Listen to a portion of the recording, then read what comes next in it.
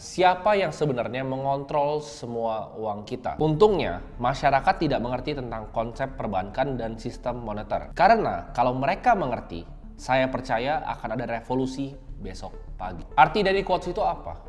Bahwa masyarakat itu punya pengetahuan yang sangat cetek terhadap apa? Terhadap sistem moneter kita, terhadap sistem keuangan kita, terhadap sistem central banking dunia. Gak ada yang bisa jelasin ke kalian kenapa itu terjadi. Semua orang bilangnya subprime mortgage, bla bla bla. Tapi ini sebenarnya kalau kita tarik, ini terjadi dari tahun 2000. Dan yang bikin crash ini, itu bukanlah Lehman Brothers, bukanlah bank-bank besar lainnya. Ini sebenarnya dimulai sama Federal Reserve. Kita backtrack ya sampai tahun 2000 ketika terjadinya dot-com bust. Internet company tinggi banget terus hancur. Si Alan Greenspan melakukan kebijakan di mana dia potong suku bunganya, chairman-nya potong suku bunganya sampai 1%.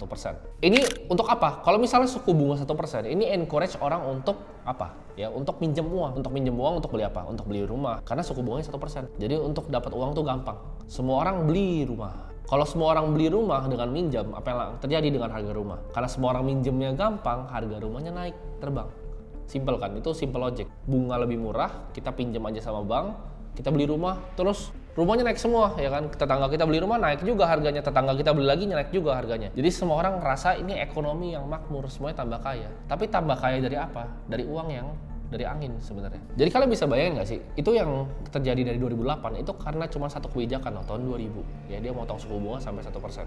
Udah, habis itu hancur 2008 ya. Kalian bisa bayangin dia bisa ganti-ganti gitu. Suka-suka dia mau market dihancurin tahun 2008. Mau tahun 2020 Covid dihancurin, ya kan? Dihancurin dulu dari awal tuh. Terus dia bilang, "Oke, kita quantitative easing," ya kan? Namanya keren. Quantitative easing itu kan sebenarnya nge-print duit. Kalau kita yang nge-print duit dibilangnya penipuan. Dia bisa print duit, 40% dari uangnya yang beredar. Dimasukin di market jebret-jebret, S&P terbang ya. Dari V jadi V-shape recovery. Mereka bisa manipulasi market seperti itu. Jadi kalian bayangin nggak betapa dunia ini dikontrol sama sebagian kecil orang. Maka dari itu, setelah terjadinya krisis tahun 2008, tahun 2009 muncul tuh white papernya Satoshi, peer-to-peer electronic cash system, yaitu Bitcoin. Ini adalah revolusi moneter yang mau coba dibawa sama Satoshi. Kenapa? Karena ini adalah sistem uang yang rely dari coding dan juga software, bukan sama Federal Reserve dan perbankan sentral. Jadi nggak pernah bisa diotak-atik, nggak pernah ada yang bisa atur, nggak ada yang bisa gocek-gocek gitu. Oh ini naikin suku bunga segini segala macam. Tapi itu semua based on